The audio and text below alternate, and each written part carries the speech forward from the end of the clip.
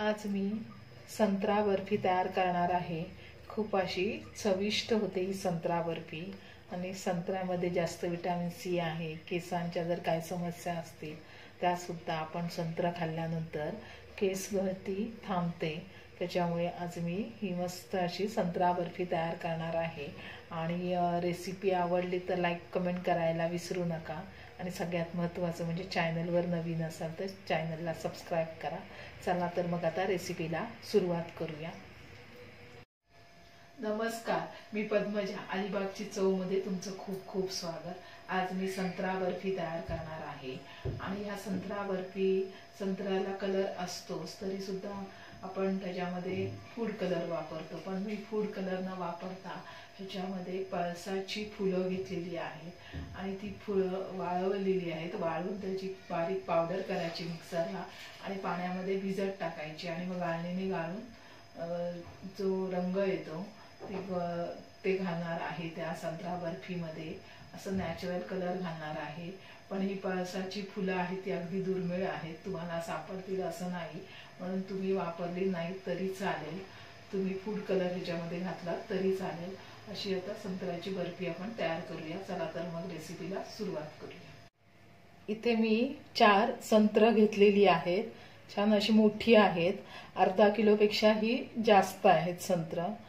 आता ही संत्र आहे ती धुवून घेतलेली आहेत। तर बर्फी तयार करण्यासाठी संत्र आहेत ती पहिल्यांदा साफ करून घेणार आहे। आता ही संत्र आहे ते पहिल्यांदा सोलून घेते। आता संत्र्याची सालं काढून झालेली आहेत। आता बर्फीसाठी जेव्हा संत्र घेतो त्याचा तो गर असतो तो काढून घ्यायचा आहे। ही बिया वगैरे असतात त्या सगळ्या काढून घ्यायच्या। बी जर राहिली तर बर्फी आहे ती थोडी अशी कडवट लागते, म्हणून बी काढूनच घ्यायची आहे आणि हा फक्त गर आहे तोच घ्यायचा आहे।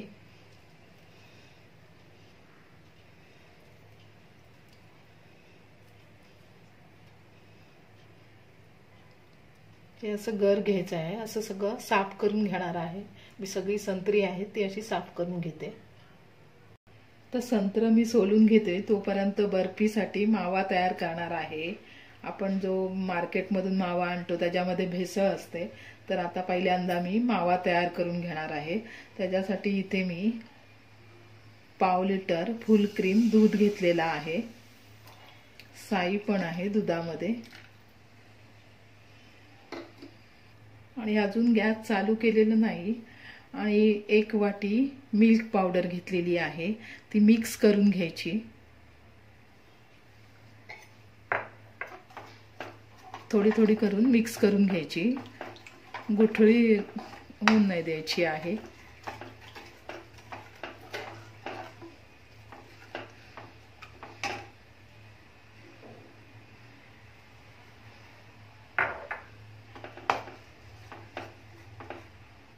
आता दुधामध्ये मिल्क पावडर आहे ती मिक्स झालेली आहे।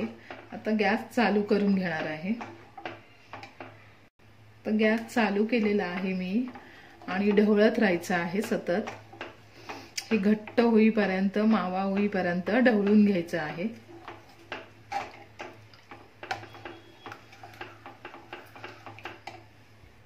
आता ह्या दुधामध्ये 1 चमचा साजूक तूप घालून घेणार आहे आणि सतत ढवळत राहायचं आहे, नाहीतर खाली त्या भांड्याला लागेल म्हणून आणि मग करपेल। आणि एवढा असा वेळ लागत नाही हा मावा तयार व्हायला। हे सतत ढवळत राहायचं आहे। दूध घट्ट होतच आलेलं आहे।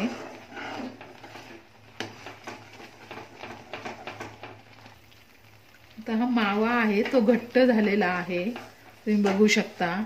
आणि तो कणीदार होईपर्यंत, जशी कलाकंद बर्फी असते कणीदार, तसा होतो हा मावा, तोपर्यंत ढवळून घ्यायचा आहे।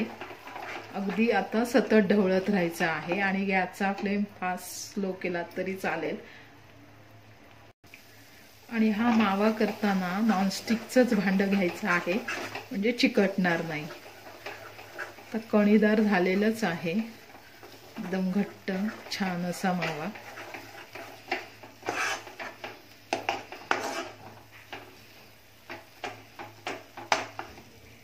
आता असा मस्त मावा तयार झालेला आहे, एकदम कणीदार असा. आता ह्या माव्यामध्ये कोणत्याही फळांचा तुम्हाला बर्फी तयार करता येईल. स्ट्रॉबेरीची वगैरे बर्फी तयार करायची असेल तर असा मावा तयार करून तुम्ही बर्फी तयार करू शकता. आणि तुम्हाला जर रेसिपी पाहिजे असेल स्ट्रॉबेरीची तर तशी कमेंट करा, मी रेसिपी टाकेन स्ट्रॉबेरी बर्फीची. आता मी गॅस बंद करून घेते आणि काढून घेते मावा. आता इथे तुम्ही बघू शकता असं कणीदार असा मावा तयार झालेला आहे. मी डिशमध्ये काढून घेतलेला आहे. आता इथे मी ह्याच कढईमध्ये हे संत्रा आहे ते सोलून झालेला आहे. असे छोटे छोटे तुकडे करून घ्यायचे. फक्त बी ठेवू नका, बाकी जो हा भाग राहिला तरी चालेल.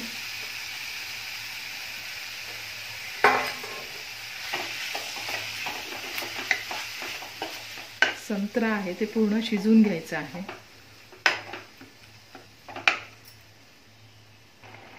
संत्र्याचा हा गर आहे तो असं पूर्ण शिजून घ्यायचा आहे.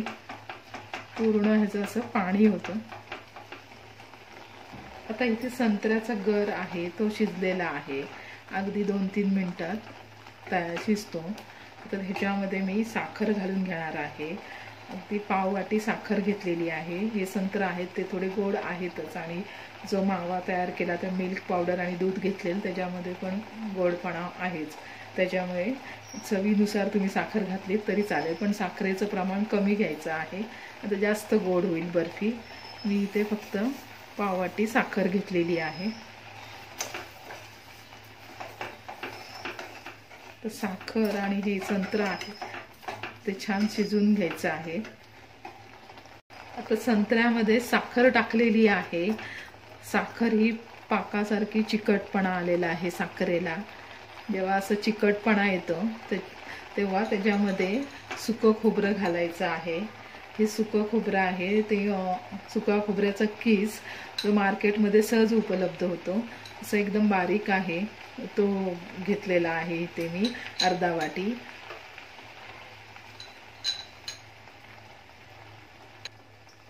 हे खोबरं आहे त्याच्यामध्ये मिक्स करून घ्यायचं.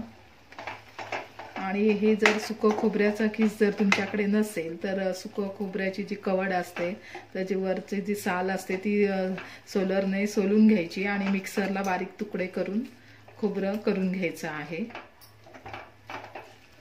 तो जरा ढवळून घ्यायचं जरा घट्ट होईपर्यंत.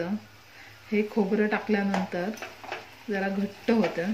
घट्ट होण्यासाठीच सुकं खोबरं टाकलेलं आहे ह्याच्यामध्ये. ते संत्र्याचं जो हे आहे गर तो घट्ट होण्यासाठी सुकं खोबरं टाकायचं असतं.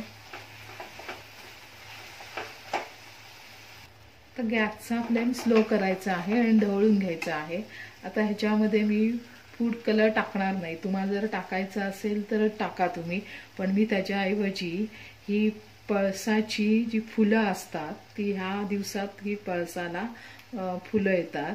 ही फुलं आहेत ती मी वाळवलेली आहेत चांगली अशी, आणि त्याचे वरचा देठ आहे तो काढायचा आणि ही बाकी मिक्सरला बारीक करून त्याची पावडर पाण्यामध्ये थोडा वेळ भिजत ठेवायची. मग त्याला छान असा रंग येतो.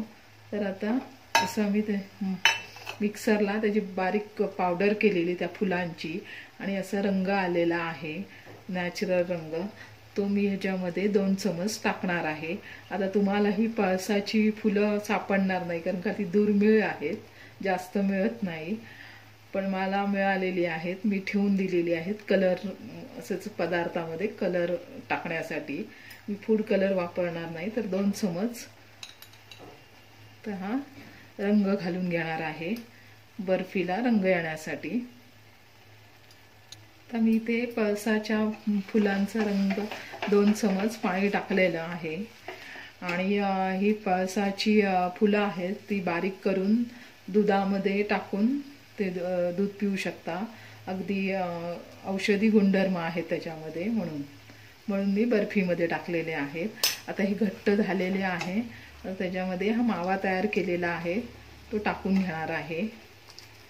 मावा टाकल्यानंतर अगदी 1-2 मिनिटातच ढवळून घेऊन बंद करायचं आहे, जास्त वेळ ठेवायचा नाही।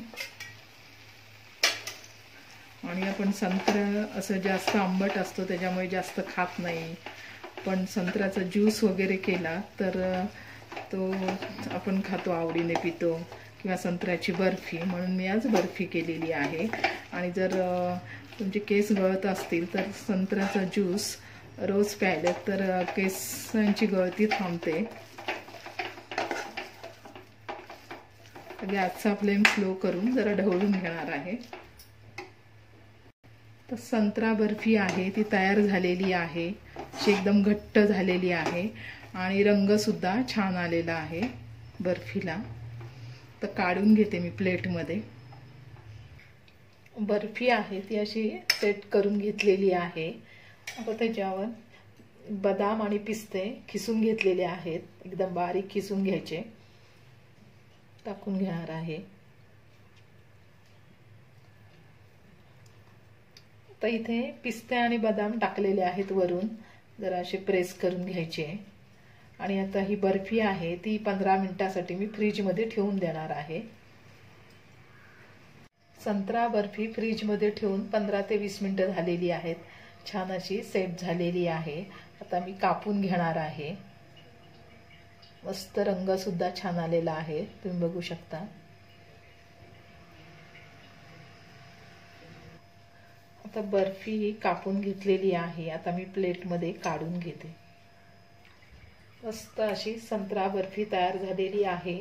तुम्हाला ही रेसिपी कशी वाटली हे कमेंट करायला विसरू नका। आणि सगळ्यात महत्त्वाचं म्हणजे चॅनलवर नवीन असाल तर चॅनलला सबस्क्राईब करा। पुन्हा भेटू नवीन व्हिडिओमध्ये, तोपर्यंत मस्त खा, मस्त राहा।